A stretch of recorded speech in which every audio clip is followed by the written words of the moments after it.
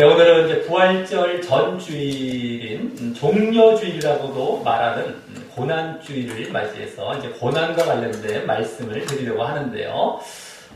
고난 주간에 오늘 이제 보게 될 고난주일에 이제 보게 될 말씀은 구약 성경 중에서 메시아의 고난에 대해서 아주 잘 말씀하고 있는 일명 구약의 고난장이라고도 할 수 있는 이사야서 53장에 나오는 고난의 말씀을 보면서 우리가 묵상을 하려고 하는 것입니다. 이사야서는 총 66장으로 되어 있는데요. 그 가운데 여호와의 종의 노래라는 그 노래가 이제 담겨 있습니다. 이 중간중간에 담겨 있는데 이사야 66장 중에서 앞에 39장 뒤에 27장 이렇게 크게 두 부분으로 나눠진다고 우리가 알고 있죠. 39, 27 이렇게 외우기도 하는데 앞에 39장은 바로 심판과 관련된 이 유다 백성들, 이 이스라엘의 심판과 관련된 말씀이 주로 나오게 되고 뒤에 이제 27장은 거기서 회복되고 또 구원받을 메시지가 주로 또 이렇게 쭉 나오게 됩니다. 물론 그렇다고 앞부분도 구원의 말씀이 없는 건 아니고 뒤에도 심판의 말씀이 없는 건 아니지만 크게 어떤 그런 분위기로 나누어 볼 수 있다라고 하는 것입니다. 그 가운데 여호와의 종이라는 것은 이제 메시아를 그렇게 불렀던 건데요. 그 메시아의 노래, 여호와의 종의 노래라는 그 노래는 결국에는 메시아께서 결국엔 구원의 주체가 되시는 분이시기 때문에 바로 그 구원받을 곳, 그 부분인 이 뒤에 27장 부분에 여호와의 종의 노래가 4편 정도 나와 있습니다. 4장 정도 나와 있습니다. 그래서 39장까지가 이제 심판에 관련된, 이사야 39장까지가 심판에 관련된 내용을 잠깐 지나서 42장에 먼저 여호와의 종의 노래가 나오고요. 조금 더 지나서 49장에 나옵니다. 그리고 49장 다음인 50장에 바로 나오고 또 오늘 본문이 이제 들어가 있는 53장에 이렇게 4부분에 크게 여호와의 종의 노래가 나오는데 그 중에 앞에 부분이죠. 42, 49장은 여호와의 소명, 부르심받고 여호와가 어떠한 성품을 갖고 계시고 또 어떤 사역을 하실 것이다. 이런 차원의 내용이 주로 나오게 되고요. 뒤에 부분, 이제 50장, 53장이죠. 이제 그 부분에 바로 여호와의 종의 메시아의 고난에 대해서 나옵니다. 이 고난. 그러면서 또 50장, 53장이 또 성격이 약간 다른데 50장은 여호와의 종의 고난 중에서도 그 메시아의 고난 중에서도 좀 짧습니다. 짧게 그냥 여호와의 고난과 그로 인한 승리에 대해서 그냥 이렇게 짧게 말씀이 나옵니다. 아주 간단하게 소개가 되고요. 이 이제 오늘 본문이 될 53장에서는 이 여호와의 종의 그 메시아에 받을 고난이 아주 자세하게 이제 말씀이 되면서 왜 이러한 고난을 받을지, 어떤 고난을 받고 또 그래서 그 결과 어떤 영광을 받을 것인지까지도 아주 세세하게 자세하게 나오면서 아주 이제 예수님께서 받으실, 신약의 예수님께서 받으실 고난에 대해서 구약에서도 이미 생생하게 표현하고 있는 그 장이 바로 이 이사야 53장이 됩니다. 그래서 구약에서 또 메시아에 대한 예언을 가장 또 이렇게 제대로 하고 있는 그런 장이기도 하다라고 하는 것이죠. 그래서 오늘 고난 주일을 맞이해서 이제 보게 될 말씀은 바로 이 이사야 53장을 보면서 이 안에서 이제 메시아께서, 예수님께서 어떠한 고난을 받으실지를 예언해 놨는지를 우리가 잘 그 묘사와 예언에 대해서 잘 우리가 살펴보면서 또 거기서 끝나는 것이 아니라 우리가 거기에 그럼 어떻게 그 고난에 그대로 우리도 적용하며 고난의 길을 잘 걸어가야 되는지를 이제 우리에게도 적용하는 시간으로 이어가도록 하겠습니다. 자, 오늘 53장은요 12절로 이루어져 있는데 이게 다 3절씩 이렇게 크게 이제 나누어 볼 수 있습니다. 앞에 3절은 고난의 모습을 이제 여호와의 종의 고난의 모습을 이제 그대로 보여주고요. 두 번째 4절부터 6절까지죠. 4절부터 6절까지는 고난의 의미가 이렇게 담겨서 보여집니다. 그 다음에 7절부터 9절까지 이 세 절에서는 여호와의 종의 고난받을 때 자세가 나옵니다. 고난받을 때 자세. 그리고 뒤에서는 그 마지막 이제 10절부터 12절 세 절에서는 여호와의 종이 고난받은 이후의 결과, 그 영광받을 내용이 이렇게 이어져 갑니다. 그래서 점진적으로, 어떻게 보면 점진적으로 고난에 대해서 조금씩 더 의미를 펼쳐가는 이러한 내용으로 쭉 이루어지게 되는데요. 오늘 좀 길긴 하지만 우리가 부지런히 이 안에 담겨있는 고난의 의미들을 조금 더 자세히 한번 들여다보면서 정말 어떤 고난을 받으셨는지 한번 보도록 하겠습니다. 자, 먼저 1절은요. 거기 1절을 잘 보시기 바랍니다. 말씀을 이제 잘 따라오셔야 됩니다. 자, 우리의 전한 것을 누가 믿었느냐? 여호와의 팔이 네게 나타났느냐? 라고 이제 시작하는데요. 이 말씀이 지금 무슨 뜻으로 한 것인지에 대해서 우리가 좀 갸우뚱할 수가 있습니다. 이게 무슨 말일까? 근데 이것을 이 말씀이 이제 신약에서 벌써 인용이 된 대표적인 곳이 있습니다. 요한복음과 로마서에서도 이 말씀을 그대로 인용하고 있는데요. 먼저 요한복음 12장 38절에 이제 인용되고 있습니다. 거기 보면은 이제 인용된 구절로서 이 의미를 더 알 수가 있는 것이죠. 이런 의미로 인용을 했다는 것을 보면서 이게 원래 어떤 의미구나라는 걸 우리가 알 수 있죠. 그래서 그 신약에 인용된 구절을 보면서 더 이제 어떤 뜻으로 이 말씀을 한 것인지 보려고 하는데요. 요한복음 12장 38절을 보면은 예수님께서 많은 표적을 행하셨지만 사람들이 예수님을 믿지 않는 모습을 말하고 있습니다. 여기 누가 믿었느냐 그러죠. 그래서 여호와의 팔이 누게 나타났느냐. 그래서 이 여호와의 그 표적, 많은 표적을 행했음에도 불구하고 누가 믿었느냐. 우리의 전한 것을 믿지 않았던 모습. 그걸 보면서 이제 요한 사도가 이걸 인용했던 모습을 통해서 많은 표적도 행했지만 예수님을 믿지 않았던 모습, 이것을 이제 보게 되고요. 또 한 것은 신약의 로마서 10장 16절에 나옵니다. 이 인용된 말씀이. 자, 그래서 거기 보면 유대인들에게 복음이 들려져도, 여기 이제 전한 것을 이게 복음이죠, 복음. 그것을 들려줘도 순종치 않고 믿지 않은 모습을 말하고 있습니다. 여기 믿지 않았다. 누가 믿었느냐. 복음이 들려도 믿지 않고 표적을 봐도 믿지 않고 예수님을, 이런 내용이 되는 것입니다. 자, 그래서 이는 주로 예수님이 활동할 당시 유대인들이 주로 이제 보인 모습이 되는데요. 예수님의 그 메시아 되시는 표적 행하심이나 또 결국 그 표적의 극치이자 또 복음의 핵심이죠. 복음의 핵심이 되는 예수님의 십자가와 부활입니다. 예수님의 십자가의 죽으심과 부활을 보거나 접하고도 믿지 않고 있는 모습을 나타낸다고 할 수 있습니다. 이 십자가와 부활은 복음의 핵심이기도 하고요. 표적 중에서도, 여기 지금 표적처럼 이 능력을 말씀했죠. 그 여호와의 팔이라고 하면서 그것 중에서도 부활만큼의 표적이 없습니다. 예수님께서 직접 말씀하셨죠. 요나의 표적밖에 보일 것이 없다. 그게 대표적인 표적입니다. 병 고치고 무슨 표적했지만 죽었다가 살아나신 거예요. 그러니까 이 안에 다 담겨있는데 그걸 보고도 안 믿었다는 거예요. 복음을 전에도 안 믿고 그 안에 담긴 표적 직접 봤는데도 안 믿고 말이죠. 이런 모습이 되는 것인데요.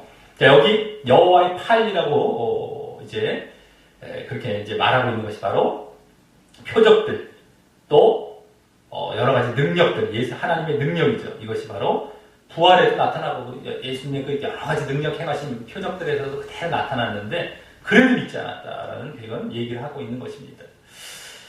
이사야 선지자가 이미 이것을 구약 때도 벌써 다 앞에 것을 계시받아서 다 보면서 이걸 적었던 것이다라고 하는 겁니다. 이 안에 적고 있는 겁니다. 이미 그대로 나중에 예수님이 신약에 이제 이 땅에 오셔서 그대로 성취하고 있는 것을 보여주고 계셨던 것이죠. 자, 그리고 그 이유가 그렇게 믿지 않았던, 그죠? 이유가 다음 2절 맨 앞에 왜냐하면 이란 말이 생략되어 3절까지 해서 말씀이 됩니다. 3절까지 쭉.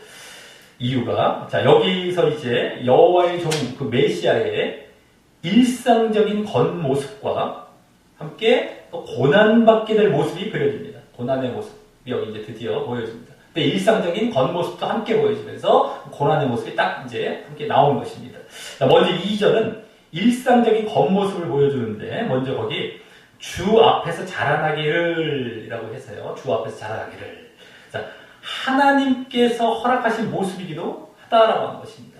이 하나님께서 뭐 이렇게 모습들, 여러 가지 고난의 모습이나 하나님 앞에서, 주 앞에서 자란다라고 하니까 하나님께서 허락하신 거예요. 겉모습도 그렇고 여러 가지 고난받을 모습도 어쨌든 그걸 또 보여주면서 또 하나님 앞이기에 보인 자신을 낮춘 모습이라는 것도 암시가 됐죠. 뒤에 이제 나올 내용을 보면 이제 그런 모습이 나오는데 주 앞에서 자라나기 때문에 낮춘 거예요. 주 앞이기 때문에 바람직한 모습이죠. 어쨌든 그래서 하나님께서 허락도 하시고 그 앞에서 낮아질 모습이다라는 것이 암시가 되는데, 자, 그것은 뭡니까? 그 뒤에 연한 순 같고 마른 땅에서 나온 줄기 같다라는 것인데요. 연한 순, 마른 땅에서 나온 줄기. 이는 메시아가 이 땅에 보잘것없이 태어나시고 또 자라실 것을 보여줍니다.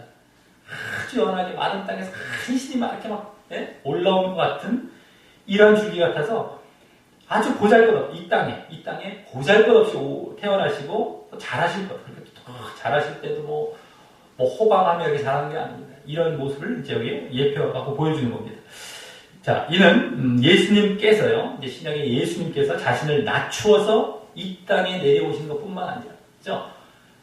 만주의 주 만왕의 왕께서 하나님과 같으신 분께서 낮춰서 인간의 몸을 입고 이 땅에 태어나신 자체가 얼마나 낮아진 모습이었습니까? 그죠? 우리가 흔히 인간이 개미가 되는 어떤 그러한 비유보다도 더 낮아지신 것인데, 어쨌든 그와 같이 낮춰서 오셨던 것뿐만 아니라 이 땅에 오셔서도 그 비천한 가정에서 태어나서 더욱 낮아지셨던 겁니다. 요셉과 마리아가 가난한 가정이었어요. 그래서 더욱 낮아지셨고, 하지만 그래서 어떻게 된 겁니까? 세상 사람 누구든 품으실 수 있으셨던 모습과 일치하는 겁니다.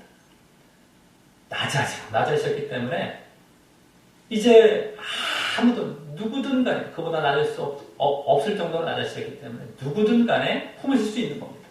당신이 낮아지셔 보셨기 때문에 그것과 일치하는 모습이고요. 자, 하나님께서 그래서 얼마나 그 하나님 당신의 구원 계획에 하나님께는 그 얼마나 합당한 모습입니까? 하나님의 구원을 누구든 세상 사람들에게 이제 펼치시려고 하셨는데 그것이 너무 합당한 모습이다라고 하는 겁니다. 그래서 아주 하나님께서 기뻐하실 모습이 되는 겁니다. 기뻐하실 만한 모습이 되는 겁니다. 자, 그래서 또 보여준 모습은 뭡니까? 연한 순 같고 마른 땅에 이렇게 아무 보잘것 없는 것 같지만 하나님께서는 구원 계획에 합당하고 얼마나 기뻐하시는 이런 모습이라는 건데요. 그래서 또 뒤에 뭐라고 나옵니까? 고운 모양도 없고 풍채도 없다라고 하고 또 그래서 우리 보기에 흠모할 만한 아름다운 것, 아름다운 것은 다른 말로 미모입니다. 원어로 해서 미모가 없다라고 합니다. 흠모할 만한. 자, 이는 메시아로서의 어떤 위엄이나 화려함이 없었다는 것으로 아주 고운 모양, 풍채, 미모 이런 게 하나도 없어요. 이런 위엄이 없다는 거, 화려함도 없어요. 그래서 예수님께서 우리가 지금 2000년 전에 돌아가서 예수님의 얼굴을 본 적은 없지만 이런 외모셨을 거구나. 그렇게 이렇게 풍채가 있거나 그렇게 무슨 흠모할 만한 어떤 이런 화려함 같은 것도 없고 미모도 없고 그래서 어떤 이제 예수님의 영화를 만드는 경우에 있어서 예수님을 상당히 투박한 인물로 이렇게 주인공을 세운 그런 영화들도 어쩌다 이제 보이더라고요. 천주교 쪽에서 특히 이제 예수님을 더 낮추려고 하다 보니까 마리아를 높이고 그래서 그런 경우도 있을 수도 있겠지만 어쨌든 간에 그렇게까지는 이제 아주 그냥 그게 없었다는 겁니다. 볼품이 없었다는 겁니다. 자, 그래서 유대인들은 메시아를 거절하고 배척하며 믿지 않게 된 것입니다. 뭔가 이렇게 겉모습도 보여져야 믿을 텐데 그런 게 없는 것이에요. 외모를 자꾸 보니까 사람들은 주로 외모를 보니까. 자, 그런데 이는 지금까지도 예수님께서 다른 것을 주시려는 것이 아니라 구원을 주러 오신 분이라고 하면은 사람들이 관심 없어 하는 것과 같다라고 하는 겁니다. 다른 것을 막 요구해요. 근데 그것이 아니라 구원을 주러 오셨습니다 하면은 관심 없어 하는 거예요. 사실은 그게 더 중요한 거예요. 영적인 것이 더 중요한 건데 외모적, 겉으로 보여지는 무언가를 좀 받기를 원합니다. 그리고 그걸 주로 오셨다라고 하면 관심 없어요.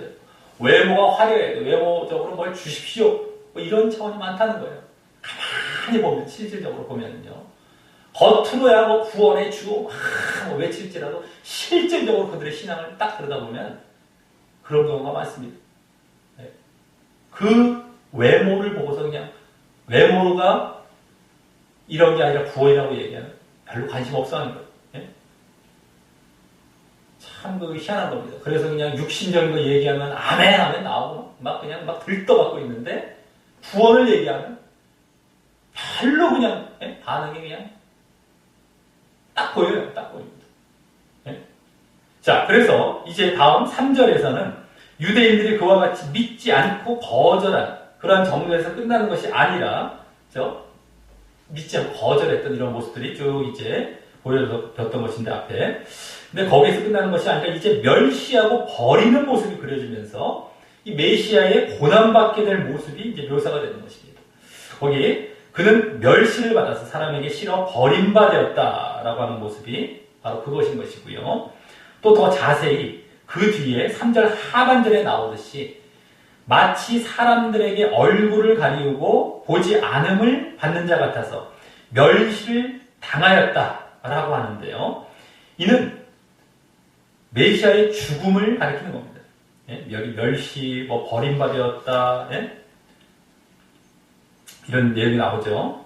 멸시, 얼굴을 보고 가리고 보지 않음을 당한 것 같다. 예? 보지도 않고 멸시를 당해, 멸시. 예? 이 멸시 이런 것들이 다 결국에는 버림받았다. 이런 것들이 다 메시아의 죽음을 나타낸다. 죽음. 자, 그러면서 덧붙여서 우리도 그를 귀히 여기지 않았다라고 합니다. 지금 이제 이는 그 멸시당하고 죽음당하는 분위기에 편승해서 이런 분이 무슨 메시아겠냐는 반응을 누구든 쉽게 보일 수 있음을 여기 보여주는 것입니다. 아주 막 멸시당한 외모도 볼품이 없는데 그냥 막 버림받고 그래서 막 죽음으로 내몰리는 걸 보고서 거기 분위기 편승하는 거예요. 그래서 우리도 그를 귀히 여기지 않았다는 겁니다. 자, 그러면서 그 죽음 당함으로 여기 3절 중간 부분에 보면 간고라는 건 고통입니다. 고통. 다른 말로 이제 고통을 많이 겪고 또 질고는 질병입니다. 다른 말로 원래 질병을 아는 자라고 말하는 것이 이제 그 죽음이 바로 고통을 수반하는 그런 고난의 모습이었다는 것을 그게 잘 보여주는 것입니다. 그렇죠?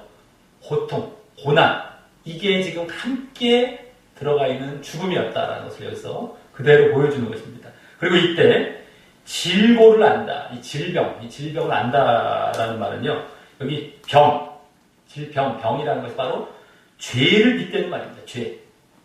그렇기 때문에 죄를 대신 지고 가는 모습을 나타내는 것이기도 하고 말입니다. 아, 지금 고난을 받고 고통을 당하면서 이 죄를 이 질병을 안다라는 것은 죄를 짊어지고 간다. 이 모습을 그대로 또 나타내는 것입니다.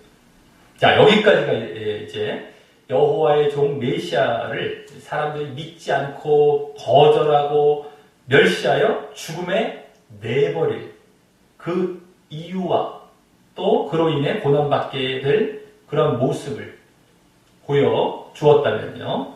다음 4절부터 6절까지에서는 그러한 고난에 좀 더 초점을 맞추었어. 고난에 더 초점이 맞춰집니다. 그래서 고난의 의미가 무엇인지에 대해서 말씀하는 것을 또 계속 보도록 하겠습니다. 먼저 4절에서는 방금 3절에서 고난을 받은 모습과 또 거기 우리도 그를 귀히 여기지 않았다라는 말을 이어받아서 우리의 잘못된 생각을 말씀합니다. 우리의 잘못된 생각. 먼저 거기 뭐라고 합니까? 그는 실로 우리의 질고를 지고 우리의 슬픔을 당하였거늘 이란 말은요. 거기 질고와 슬픔이란 말이 앞서 3절에 질고와 간고라는 말과 원어상 똑같은 말이었어요.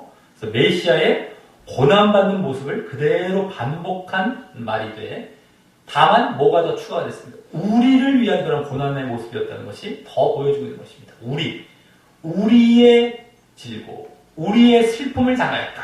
이렇게 지금 말씀하고 있죠. 그냥 아까는 그냥 멸시를 당하고 질고를 안다 간고를 많이 겪었는데 여기서 이제 우리의 질병, 우리를 위한 고난이었다는 거예요. 우리의 죄. 자, 그다음 그럼에도 어떻게 했다는 거예요? 우리는 생각하기를 그는 징벌을 받아서 하나님에게 맞으며 고난을 당한다 하였다라고 하는 그 말은요. 앞서 3절에 우리도 그를 귀히 여기지 않았다는 사실을 더 구체적인 생각과 함께 이제 보여주는 것입니다. 그렇죠? 더 구체적인 생각. 뭡니까? 여호와의 종 메시아가 거기 무슨 잘못을 했기에 마땅한 벌을 받는다고 생각했다는 것이죠. 징벌을 받았다는, 자기가 마땅한 그런 받을 만한 벌을 받았다는 거예요. 무슨 잘못을 했기 때문에. 그렇게 생각했다는 것을 더 구체적으로 보여주는 것이죠. 아까 앞에 귀히 여기지 않았다는 것에다가 더. 자, 근데 그 이면에는 그 내막은 알려 하지도 않고, 우리의 죄를 위한 것이었는데 그 내막은 알려 하지도 않고, 앞서 3절에 귀히 여기지 아니함과 같은 그런 분위기로 그렇게 여호와의 종 메시아께서 고통당하는 것이 마땅하다고 생각했다는 것입니다. 메시아인지도 모르죠. 지금 이들은 고통당하는 것이 마땅하다라고 생각했다는 것이죠. 내막은 알려하지도 않고 그냥 보여주는 것들, 참 초라하고 그냥 뭐 죽음으로 내몰리고 하니까 아유 마땅한 거 벌 받나 보다. 그냥 저 사람 저래도 마땅해 이렇게 얘기해. 징벌이. 그래서 자기가 무슨 잘못했나 보구만 이렇게 좀 봤다는 것이죠.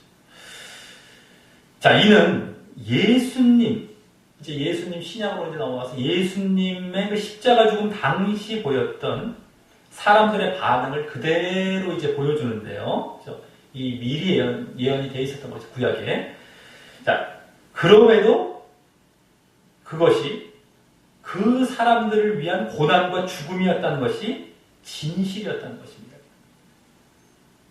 사실은 여호와의 종이 자기 죄 때문에 징벌을 받는 것이 아니라 그들의 죄 때문에 그들을 위한 고난과 죽음이었다는 것이 바로 진실과 사실이었다는 것입니다.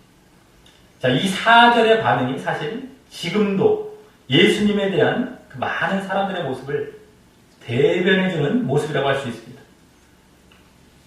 많은 사람들이 이런 모습을 사실 보이고 있는 것입니다. 지금까지.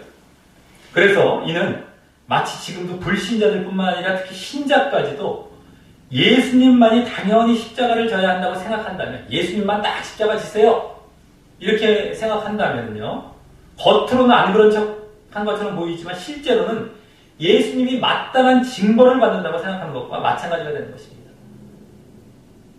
예수님이 마땅히 그냥 받으셔야 돼요. 뭐 이렇게 그냥 이렇게 넘겨버리는 거예요. 예수님 마땅히 받을 벌이지 않습니까? 라는 식으로 생각하는 것밖에 안 해요. 예수님은 근데 어떤 거였습니까? 결국 우리의 죄를 용서함과 벗어남을 위해 돌아가셔서 결국 우리가 죄의 종노릇하지 않기를 바라셨는데, 예수님의 죽음은 당연하고 자신은 죄를 십자가에 못 박지 않고 계속 죄의 종노릇을 한다면, 예수님은 참 그래요, 잘 돌아가셨습니다 하면서 자기는 죽으려고 하지 않고 자기는 계속 죄의 종노릇해요. 우리가 죄를 십자가에 못 박아야 돼요. 우리도 십자가를 지면서. 그렇다면 그것은 예수님께서 받으실 증거를 받았다라고 생각하는 것과 다를 바가 없기 때문입니다. 예수님께서 받으실 만한 것은 그냥 받으신 거예요. 이렇게 생각하는 거예요. 우리는 상관없어요. 결국은 그게 되는 겁니다. 불신자는 뭐 그럴 것도 없고, 신자 가운데서도 마땅한 그냥 벌을 받았다 이런 정도로 생각하고 끝난다는 것이죠. 자기가 지금 같이 십자가를 지고 죄를 십자가에 못 박고 결국에는 그 고난의 길을, 자기를 죽이는 길을 함께 걸어가야 되는데도 예수님만 고난받고 죽으세요 이랬다면 마땅히 받을 거를 예수님은 받으셔야 되니까 받으셨던 겁니다. 우리는 안 받아도 돼요. 감사합니다. 이들과는 좀 다르지만 결국엔 그게 결과적으로 그게 되는 겁니다. 자, 하지만 다음 5, 6절에서는 5절 맨 앞에 그러나라는 말이 생략이 돼요. 이제 그런 생각이 잘못되었음에 대해서 진실을 말하며 이제 밝혀줍니다. 그들의 그런 생각. 자, 앞서 4절에 질고와 슬픔이란 말이 5절에서는 찔림과 상함이란 말로 바뀌어 말씀되고 있고요. 그죠? 막 고통받고 막 이런 모습들. 그리고 또 아까 4절에 맞았다. 맞음이란 말과 고난이란 말은 여기 징계와 채찍이란 말로 바뀌어 말씀되고 있는데요. 그죠? 그대로. 자, 이는 어쨌든 간에 고난을 받고 죽게 되는 모습을 말하는 것입니다. 고난을 받고 결국엔 죽게 되는 그런 고난과 죽음의 모습을 다 말하고 있는 것이고요.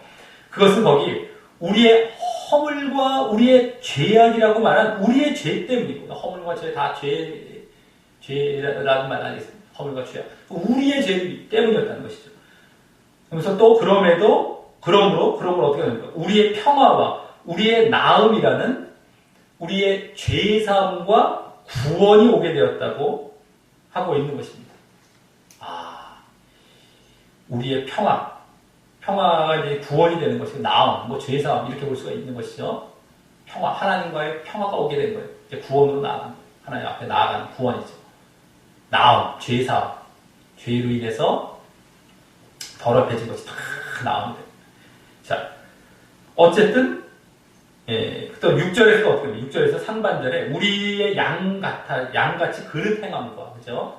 그릇 행함 그리고 각기 제 길로 갔다라는 것이 우리의 죄를 나타낸다. 그릇 행하고 제 길로 가고 이런 죄를 나타낸다면 하반절에는 그 죄를 하나님께서 그 여호와의 종 메시아에게 담당시키셨다라고 하면서 이번에는 4절과 같이 하나님께서 메시아를 징벌하신 것이 아니라요. 메시아를 어떤 자신의 죄 때문에 어떤 벌을 내리고 징벌하신 것 그런 것이 아니라 아까 사람들이 생각했듯이 하나님께서 메시아를 그렇게 징벌하신 것이 아니라 죄 용서와 구원의 계획을 이루셨던 것이었음을 보여줍니다. 여기 지금 죄 용서와 구원 이것을 계획을 하셨던 것을 이루셨던 것이었다는 것이 하나님께서 이렇게 담당시키셨다는 걸 봤을 때는 이 내용을 그대로 보여준 겁니다. 전혀 자기 죄 때문이 아니었다는 거죠. 이 여호와의 종 메시아께서 고난과 죽음을 당하신 것이 자기 죄 때문이 아니라 오히려 우리 죄 때문이고요. 그죠? 우리가 구원 쪽으로 나아가는 것 쪽 때문이었고요. 우리의 죄사함과 구원. 그게 또 하나님의 계획이었다라는 것까지 보여주는 겁니다. 쭉 보여주고 있는 겁니다. 자, 이를 볼 때 메시아의 고난의 의미는 무엇입니까? 바로 우리의 죄사함과 구원 때문이었던 것이죠. 우리의 죄사함과 구원인 것이고요. 그것은 하나님의 계획에 따른 것이었음을 보여주는 것입니다. 하나님의 계획. 그래서 하나님께서 메시아를 징벌하시기 위해 고난과 죽음을 어떤 즉흥적으로 가져오게 한 것이 아니라는 것입니다. 이미 창세 전부터 계획이 되었던 그 계획이죠. 이 창세전을 할 때 예정, 우리를 누굴 예정했고 이게 아니라 이런 계획입니다. 우리의 구원 계획. 그것을 이제 이루실 것이죠. 이 구약에서는, 이사야서에서는 그것을 이제 말씀하고 있는 겁니다. 자, 얼마나 사람들이 메시아를 앞서 3절까지와 같이 외모로 판단하여 잘못 생각하고 있는지, 메시아의 죽음이 얼마나 보잘것없어 보였을 것이며, 또 그래서 자신들의 죄를 위한 것임에도 메시아의 죄 때문이라고 말하고 있으니 말이죠. 자기 죄인데, 오히려 자기 죄를 위해 가셨는데, 이 메시아, 당신 죄 때문이다. 얼마나 이 배은망덕하고 적반하장격인 지금 반응들입니까? 예? 또 외모로 판단했어요. 보잘것없어 보이니까. 예? 보잘것없어 보이기 때문에. 자, 그러니 이 세상적인 시각과 함께 세상적인 영광과 육적인 화려함을 구하는 자들에게 외모 막 보면서 세상적인 화려함, 육적인 이러한 것들, 영광 이런 것들을 구하는 자들에게는 그런 메시아의 낮아짐과 겸손함이 단순히 초라함으로밖에 보이지 않는 것이고요. 또 그래서 이 죄사함과 구원의 복음이 들어갈 수가 없게 됨을 보여주는 것입니다. 고난을 받아서 이렇게 갇혔다는 그게 그렇게 싫은 거예요. 당신들도 고난 받아야 된다고 그렇게 싫어요. 아무리 왜 고난 받아야 행복하고 그냥 화려하고 그냥 형통하고 뭐 그냥 맨날 이런 거. 맨날 이 세상적이고 육적인 시각을 갖고 있기 때문인 것입니다. 근데 그런 사람들은 죄사함과 구원의 복음이 들어갈 수가 없는 것이에요. 그래서 죄사함과 구원으로 나아간다. 너희들도 예수님의 고난을 알고 거기에 동참해야 진정한 죄사함과 구원으로 나아가는 것인데 그것이 이들에게는 들어가시지가 않는 겁니다. 그런 자들에게 똑같은 거예요. 지금도. 자, 하지만 그런 자들에게 메시아가 그렇게 그런 식으로 이제 보일 만한 모습, 그런 자들에게 그렇게 보일 만한 모습이 또 다음 7절부터 9절에서 이어집니다. 거기 고난받을 때 보인 자세가 이제 메시아의 그 자세, 여호와의 종의 그 자세가 나오면서 말입니다. 자, 7절은 먼저 거기 곤욕과 괴로움이라고 말한 억압과 고난입니다. 억압과 고난. 그런 걸 당할 때도 마치 양이 도수장과 털 깎는 자 앞에 끌려가도 잠잠한 것 같이 그 입을 열지 아니하였다라고 해서 이 고난과 죽음, 십자가의 고난과 죽음에 그대로 묵묵히 순종한 자세를 보여줍니다. 묵묵히 순종한 거예요. 그대로 순종한 거예요. 그대로. 자, 그런데 그 순종의 모습이 사람들에게는 더 보잘것없어 보이고 초라해 보이고요. 더 보잘것없어 보이고 순종하는 것이죠. 거기서 왜 반항하지도 않고 뛰쳐나오지도 않아? 이러면서 에이 저봐 자기가 뭐가 잘못했으니까 이러면서 더 보잘것없어 초라해 보이는 거예요. 그리고 메시아 자신의 죄 때문이라고 그렇게 생각을 굳히게 한 것입니다. 봐봐 자기가 무슨 죄가 있으니까 아무 말도 못하고 저렇게 막 순종하고 계신 것입니다. 하나님 뜻에 순종하고 계신 것을 그렇게 보는 것이죠. 이들은요. 또 8절은요. 상반절과 같이 곤욕과 신문을 당하고 끌려갔다고 말한 체포됐다는 것. 이거 곤욕이라는 것은 원래 체포됐다는 것이고 그 신문당했다는 것은 유죄 판결을 받아서 끌려간 것을 말하는 겁니다. 원어적으로. 좀 이렇게 체포돼갖고 막 그냥 유죄 판결을 받아 끌려가는 것을 이제 이렇게 보면은요. 억울함에도 대항하지 않은 모습을 보여줍니다. 대항하지 않고 그냥 그대로 또 끌려갔어요. 끌려간 것도요. 그대로 그냥. 자, 그로 인해 그 뒤에 나오듯이 산자의 땅에서 끊어지는 이 죽음이죠. 죽음으로 이어졌던 것인데 그 모든 것은 또 그 뒤와 같이 마땅히 형벌받을 내 백성의 허물, 죄죠. 죄. 그것을 인함이었던 것입니다. 마땅히 형벌받을 내 백성의 죄를 위함이었다. 자, 그럼에도 그들이 원래 형벌을 받은 그 죄를 위해서였던 사람들의 죄를 위했던 거죠. 자, 그럼에도 거기 그 세대 중에 누가 그와 같이 생각했겠느냐 하는 것입니다.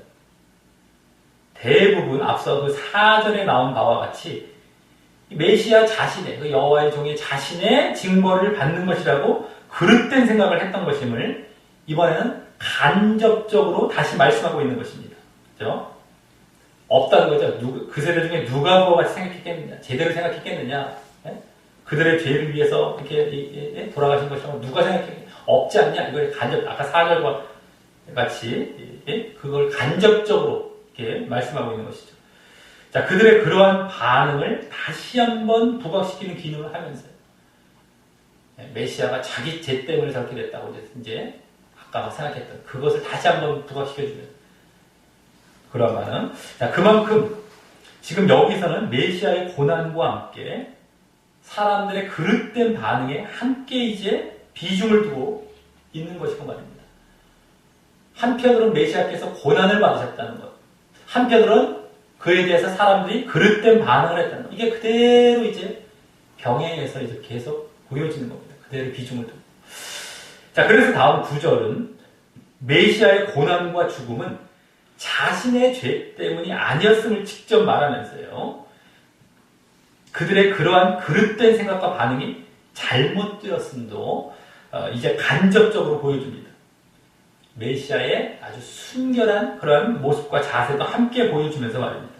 자, 거기 강포는 코악, 흉악 이런 겁니다. 이것을 행치 아니하였고 그 입에 괴사는 속임, 간사, 거짓 이런 거죠. 이런 것을가 없었다. 그 말이 바로 메시아가 죄가 없었음과 함께 아주 순결하고 거룩했던 그런 모습을 이제 직접 말씀하는 것이기 때문입니다. 아, 메시아가 어떤 죄가 있어서 그렇게 징벌을 당하고 고난과 죽음을 당한 것이 아니었구나. 아주 메시아는 죄가 없다고 말하지 않습니까? 순결했다고. 그걸 여기 직접 아주 보여주는 겁니다. 이제 그런 건 아니었어 이런 거죠.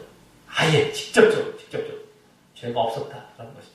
자, 하지만 그 뒤에 나오듯이 그 무덤이 악인과 함께 되었다라고 해서 예수님께서 이 두 강도와 함께 죽음을 당하신 사실을 이제 예언하면서, 그죠? 여기 악인과 함께, 악인이 두 강도죠, 나중에 이제. 그걸 예언하면서 결국 여기서 다시 한 번이자 더 결정적으로 이 사람들이 이제 그 사람들의 메시아에 대한 생각을 드러내 보이는데요. 그죠? 그것은 뭡니까? 바로 악인과 죄인으로서 마땅히 징벌받을 만 했다는 것입니다. 그죠? 무덤이 악인과 함께 되었다. 십자가 달리실 때 좌편 우편 강도가 이제 함께 악인과 함께 이렇게 달리고 그거 마땅하다 이렇게 마땅히 그렇게 징벌받을 만 했다라는 것을 또 한 번 드러내주고 있는 겁니다. 그렇게 이제 그런 어떤 식으로 죽었다는 것이죠. 악인과 함께 죽게 되었던 것이 그런 죄 때문, 악 때문에 그 죽었다는 것을 보여주는 겁니다. 하지만 그 뒤에 그러나라는 접속사가 생략되어 그 묘실이 무덤이 부자와 함께 되었다. 아까 무덤과 여기 이제 묘실이 약간 다른데 아까는 죽음을 그냥 나타냈다면 여기는 이제 정말 이제 묘실 그걸 말하는 겁니다. 부자와 함께 되었다는 겁니다. 이는 나중에 예수님께서 부자인 아리마대 사람 요셉의 그 묘실에 장사되게 될 것을 예언하는 것인데요. 자, 그리고 그 이유가 뭐냐? 이유는 원어를 보면 앞서 9절 상반절에 나온 그 순결과 거룩의 이유 때문이었습니다. 아까 강포와 괴사가 없었다라고 했었죠. 그게 이유였던. 원래 이제 여기 우리나라 번역본은 그 의미를 잘 볼 수 없습니다만 원어를 보면 그 이유 때문에 이렇게 됐다는 내용이 딱 나옵니다. 이거 때문에 이렇게 됐다는 구조가 이 문장 구조가 그래요. 그래서 더 자세히 설명을 드릴 수는 없군요. 시간 관계상. 어쨌든 그 이유 때문에 이와 같이 부자의 묘실에 함께 했다는 겁니다. 자, 그래서 여기서 이제 악인과 함께 죽은 것 같은 죽음이 사실 부자와 함께 죽은 죽음이라는 사실로 반전이 되는 것인데 그와 함께 그 이유는 사람들이 죄를 지어서 죽었다는 것과 그런 생각과는 반대로, 그죠? 자기 죄 때문이야. 이런 생각과는 반대로 죄가 없고 거룩했기 때문이라는 이유를 보여줌으로써 사람들의 그 잘못된 판단과 취급과는 반대로 결국 하나님께 옳다 인정함을 받고 영광의 자리로 들어갈 것을 예표하는 모습이라고 할 수 있습니다. 그렇죠? 부자의 묘실이 영광을 예표하는 모습이죠. 아까 사람들의 생각과는 반대인 겁니다. 사람들은 오히려 자기 죄 때문이다. 오히려 거룩했기 때문에 부자의 묘실에 들어갔다. 이 영광된 자리로, 이 거룩했다 어떤 이유로 이것을 지금 말씀해주고 있는 것이죠. 자, 오늘 2절부터 여기까지 메시아가 오해받아서 또 다른 고난이 되었을 마땅히 징벌받을 존재임이 틀렸다는 것을 확정하면서 말입니다. 그게 틀렸던 것이에요. 근데 그게 사실은 그들의 생각들, 그렇게 취급하고 오해했던 것들이 또 다른 고난이었던 겁니다. 예수님께서는. 근데 그것이 여기서 그거 아니야 라고 여기서 다 밝혀주고 있는 겁니다. 확정적으로. 자, 이제 그래서 그 예표와 같이 다음 영광받을 그 예표라고 했는데 그 부자의 묘실에 장사된 게 그 예표와 같이 다음 이제 마지막 부분인 10절부터 12절에서는 이제 그와 같이 그동안과는 반전되는 모습으로 반전됩니다. 그동안 앞부분과 그 고난으로 인한 결과이자 메시아가 받게 될 영광에 대해 말씀하게 되는 것입니다. 우선 10절은 여호와 하나님께서 그로 상함과 질고를 당케 하시길 원하셨다라고 했어요.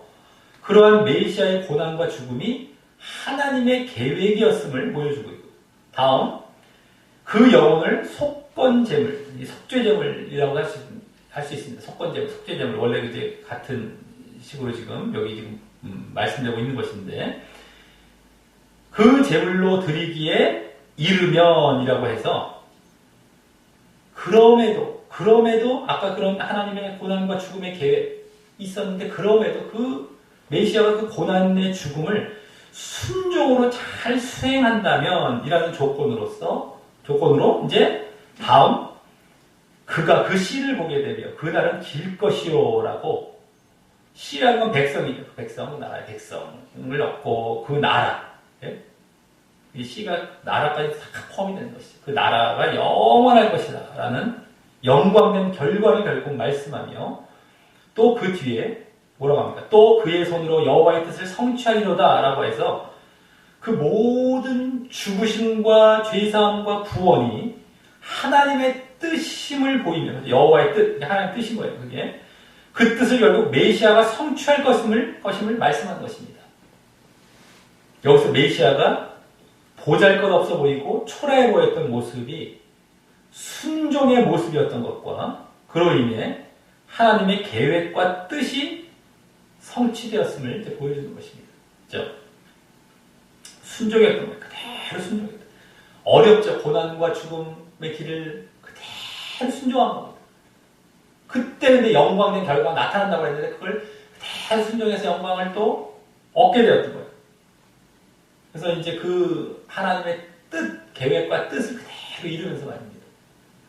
자, 다음 11절에서는 그로 인한 결과 먼저 뭐라고 합니까? 그가 자기 영혼에 수고한 것을 보고 만족해 여길 것이라며 그 고난의 죽음이 영적인 일이었다는 것과 여기 영혼의 수고한 영적인 일이었던 겁니다. 아, 이게 지금 저들을 구원하기 위한 영적인 일이었구나. 이것과 그것이 어려운 순종이었지만 그 결과 자신도 만족할 정도로 기쁨의 결과가 돌아올 것임을 보여주고 있고, 그죠? 수고했지만 만족한다. 수고한다.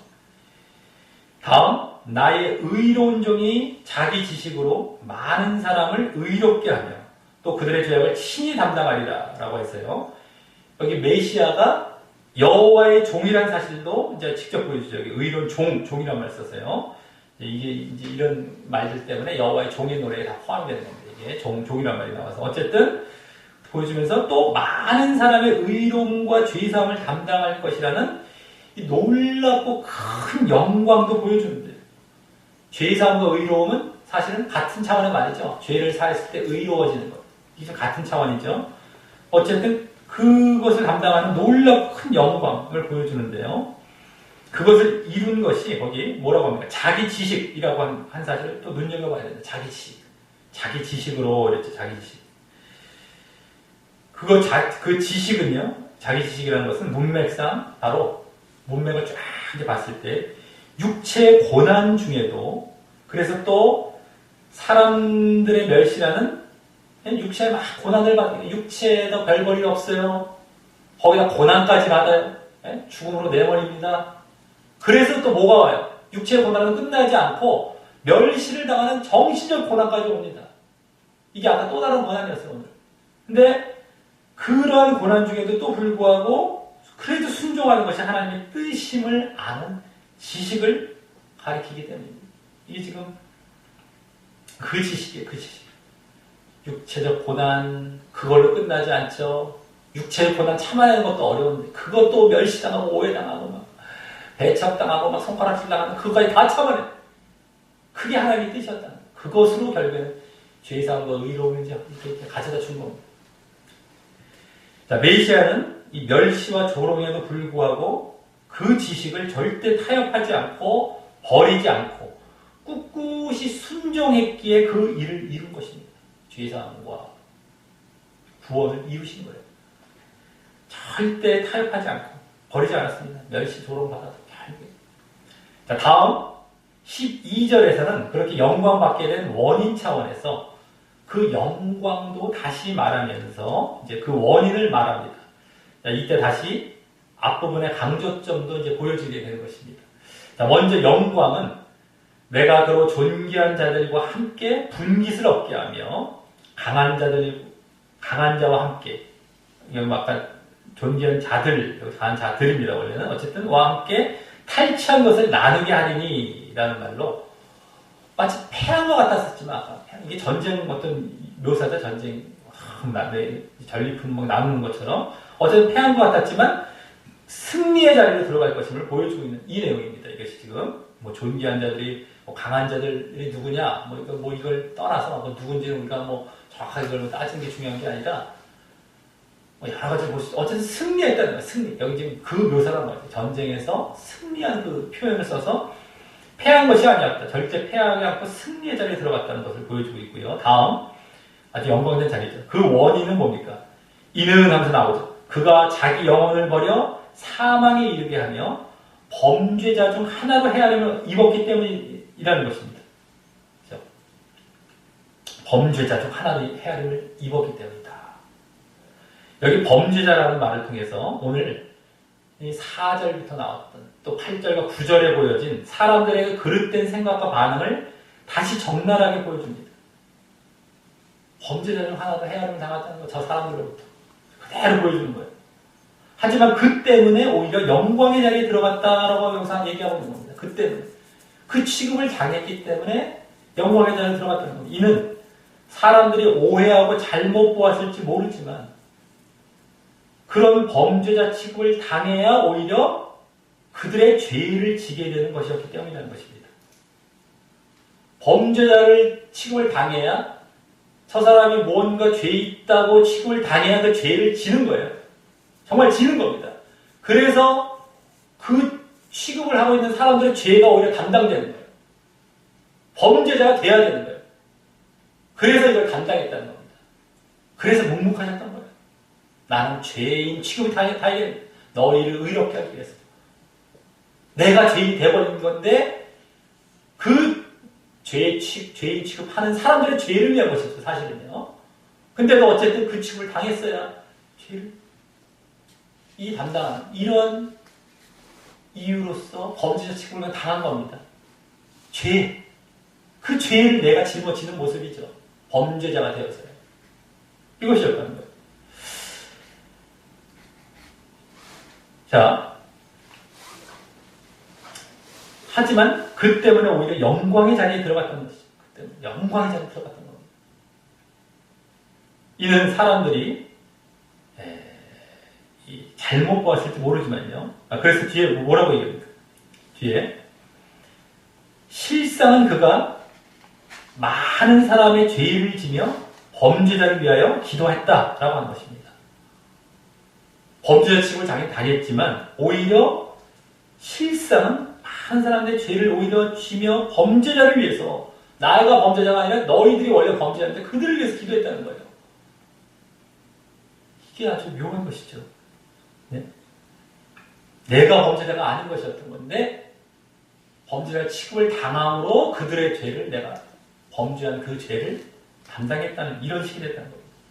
사실은 그들이 죄인이고 범죄자이지만 그것을 오히려 메시아가 죄인과 범죄자가 되고 또 그 대가를 위해 그 죄의 대가를 위해 돌아가심으로 그랬어요. 정말 죽음의 대가 죽으심으로 말미암아 그래서 결국 그들의 죄를 끊어내는 것이었다라는 것입니다. 감당하고 끊어내는. 자, 그러니 메시아가 당하는 고난은 사실 육체 고난만 있는 것이 아니고요. 그 이면에 죄인 취급 당하고 죄를 짊어지는 고난이 있었던 것인데 그것을 그냥 이렇게 참아내었을 때 그들의 죄도 친히 담당할 뿐더러 영광된 자리에 들어가게 되었다는 것입니다. 그걸 참아내었을 때, 그것을 그냥 감수하셨을 때, 그러니까 이 육체 고난에 우리가 초점을 두는 경우가 많아요. 얼마나 아프셨을까, 이 손가락. 그 옆에 우편광도 좌편광도는 안 아팠겠습니까? 그 전에도 십자가 형벌이 로마의 형벌 중에 하나고 다 누구나 십자가를 당하는데 그 정도 아파갖고 그 육체의 고난만 우리가 초점을 맞추면 안 돼요. 죄인 취급 당했던 고난 이게 더 큰 거예요. 네? 그 죄를 짊어지는 고난이죠. 그 고난. 그걸 참아내신 겁니다. 이걸 참아내신 게 아니라 이걸 참아내신 것보다도 더 큰 거는 내가 범죄자가 취급 당한 걸 참아내시는 거예요. 자꾸 그 육적인 것에 대해서 저 아픈 거 정도로 이렇게 보면은 저 수가 없는데, 그 나중에도 뭐, 그 과거에도 그렇고, 그 이후에도 그렇고, 더 큰 형벌로 죽은 사람도 많이 있을 겁니다. 뭐 여러 나라에. 그게 중요한 게 아니거든요, 사실은. 크게. 그냥 그건 뭐 그냥, 네? 죽으심을 당할 때 고난과 함께 당하시는 어떤 그 죽음의 모습일 뿐이죠, 그냥. 죄의 대가를 치르는 어떤 하나의 절차의 과정인 것이죠. 그런 고난이죠. 실제 고난은 그겁니다. 죄를 짊어지는 고난인 겁니다. 죄인 취급당하면서, 범죄자 취급당하면서. 그것이 이사야서에서도 벌써 예언되었던 겁니다. 말씀이 되고 있어요. 자꾸 그냥, 뭐 예수님 영화 나오면 그냥 잔인하게 죽는 모습에 뭐 울고. 갸우뚱갸우뚱 해야 되는 거예요. 그쪽으로 우리가 좀 초점을 맞추면 육신적인 차원에서 끝나는 것이 아닌데 말이죠. 근데 신앙들이 다 육적이고, 겉모습 보고, 이런 것에 치우치니까 그것도 글로 가는 겁니다. 근데 우리 신앙은 그런 것이 아니에요. 항상. 거기서 빠져나와야 됩니다. 외식하고, 겉모습 보이고, 예수님이 제일 이 땅에 오셔서 지적 많이 하신 게 그거란 말이에요. 외식하지 말라. 영적으로 들어가라. 내면으로 들어가라. 이거 싸움. 이거. 우리 신앙의 싸움. 맨날 허구한 날 육신, 눈에 보이는 거, 그냥, 에? 뭐 했다, 그냥 종교행위 했다, 이 정도로 끝나는 말이죠. 자, 이제 이로써 오늘 고난주의를 맞아 보게 된 이 구약의 고난장과도 같은 이사야 53장을 보면서 예수님은 순종으로 인해 그와 같이 낮아지고 초라해지고 비참한 죽음을 죽으신 것인데, 순종으로 인해, 순종으로. 하나님의 뜻을 그대로 순종하는 순종으로. 그것을 세상과 육신을 추구하는 자들에게는 거절과 멸시와 함께 마침내 죽음까지 내몰게 되는 모습이 되었음을 보았고요. 그것을. 그러니까 오히려 막 그냥 순종 때문에 낮아지신 것이에요. 그래서 비참한 죽기까지 하시고 순종하시면서. 근데 그걸 막 짓밟아버리는 거냐. 얼마나 나쁜 자들입니까, 이게. 멸시하고 막 죽음까지 내몰고 말이죠. 근데 그 고난이, 그래서 그 고난이 또 다른 큰 고난이 되었음을 보았습니다. 정말 범죄자 취급당하고, 오해당하고, 그게 진짜 고난이다. 또 다른 큰 고난이다. 하지만 하나님께 대하여는 하나님의 계획과 뜻을 성취하는 것이고, 그러므로 예수님께는 속죄의 사역도 감당할 뿐만 아니라 하나님 나라의 왕이 되시는 이 영광을 얻게 되는 것이었습니다. 사실은 하나님 나라의 정말 왕, 우리 차원 구원이 있겠지만 어쨌든 그걸 이루시게 된 거예요. 결국에는요. 속죄의 사역도 우리에겐 죄사함이 되겠지만. 자, 그래서 이번 고난주의를 맞이하여 우리가 이사야 53장을 통하여 알고 적용해야 할 것은 바로 먼저 메시아이신 예수님이 죄를 짊어지고 십자가를 지셨듯이 우리 또한 자신의 죄인됨을 알고 자기 십자가를 져야 한다는 것입니다. 자기 십자가를 져야, 자기 죄인됨을 알고 자기 십자가를 져야 되는 거예요. 내가 죄인이구나. 그리고 그때 예수님께서 죄인 취급당하셨듯이 그런 자기 십자가의 길을 걸으며 죄인 취급을 당할 것입니다. 그 죄를 우리가 정말 죽이기 위해서 자기 십자가를 지는 거거든요. 근데 아이고 제가 죄가 많구나 이렇게 취급을 당하는 거예요. 대로 죄를 죽이려고 자기 십자가를 지고 낮아지고 이렇게 가는데, 약해지고 낮아지고 막 가는데, 아이고 제가 막 죄가 많았을 때 저렇다 취급을 당하는 겁니다. 그리고 그것은 자기 십자가를 지고 죄와 싸우는 고난보다 더 큰 고난을 가져다 줄 것입니다.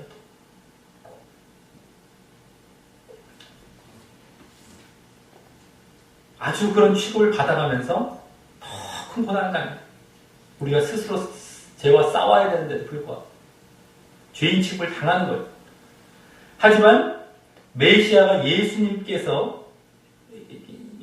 메시아이신 예수님께서 그럼에도 꿋꿋이 그 모든 육신적, 정신적 고난을 순종으로 견디심으로 영광의 자리에 들어가셨듯이 우리 또한 그 오해와 멸시를 견디면서까지 마땅히 가야 할 자기 십자가의 길을 순종으로 걸어갈 때 우리에게 우리의 죄 없이함을 받을 뿐만 아니라 그로 인한 구원이라는 영광된 자리에 진정 들어가게 될 것입니다.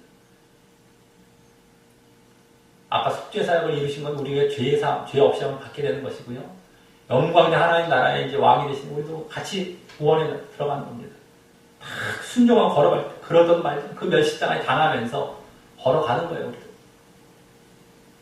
이 세상은 자기가 잘났다라고 드러내야 그걸 또 인정해주고 막 알리고 이런 게 너무 많습니다.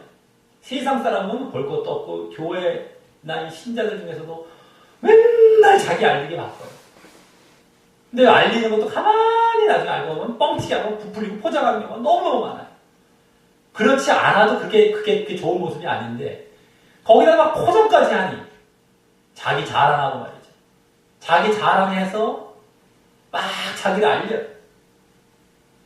그래서 나 이런 사람이야 하면서 이렇게 막 해. 그게 아니라 낮아지면 그래 너 뭐 잘못했으니까 낮아지면 확 밟아버린다. 사람들이. 자기 십자가를 진다면 에휴 쟤는 뭔가 부정적이야 사람이. 아유 쟤는 뭐 잘한 환경이 왜 저래 쟤 어두워 막 이렇게 그 취급 당합니다. 그래도 가는 거예요. 그래도 예수님도 그래도 가시는 거예요. 그랬더니만 그 죄사함을 이루시고 영광의 자리에 들어갔듯이 우리도 그때 진정한 죄가 사함을 받는 그 자리에 들어가고 영광된 자리에 구원 가운데 들어가는 거예요. 그러던 말던 그들은 그 멸시하던 자들은 어떻게 됩니다. 나중에 자기 십자가를 지지 않고 오히려 그렇게 걸어가기 때문에 막 뭐 밟고 뭐 어쩌고저쩌고 무슨 뭐 이래봐야 결과는 멸망입니다.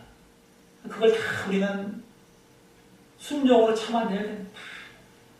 예수님께서 그냥 뭐 이렇게 그러고 어쨌든 계속해서 걸어가시고 하셨듯이 알기 때문에 하나님 뜻이 그것이라는 걸 아시기 때문에 알기 때문에 우리도 하나님 뜻이 그것인지 알기 때문에 걸어가는 거예요. 그냥 걸어가는 거예요. 이게 지금 이사야서에서부터 육체의 고난이 초점이 된 게 아닙니다. 이런 거예요. 이런 거. 자, 오늘 자기 십자가의 고난과 병행해서 범죄자 취급당하는 고난의 이 실제를 잘 깨닫고 자기 십자가의 고난뿐만 아닙니다. 계속해서 그런 범죄자 취급당하는 그 고난에 그게 있다는 거예요. 우리가. 근데 그거를 못 견뎌내면 이것도 벗어버리는 겁니다. 그걸 견뎌내면서 이거 함께 나와의 싸움이 있지만 이것도 같이 싸워요. 근데 이걸 견뎌내야만 이게 제대로 이루어져 가는 겁니다. 그것을 잘 깨닫고 그럼에도 예수님과 같이 잘 견디고 극복하심으로 영광된 자리에 결국 나아가게 되시기를 예수님의 이름으로 간절히 축원합니다.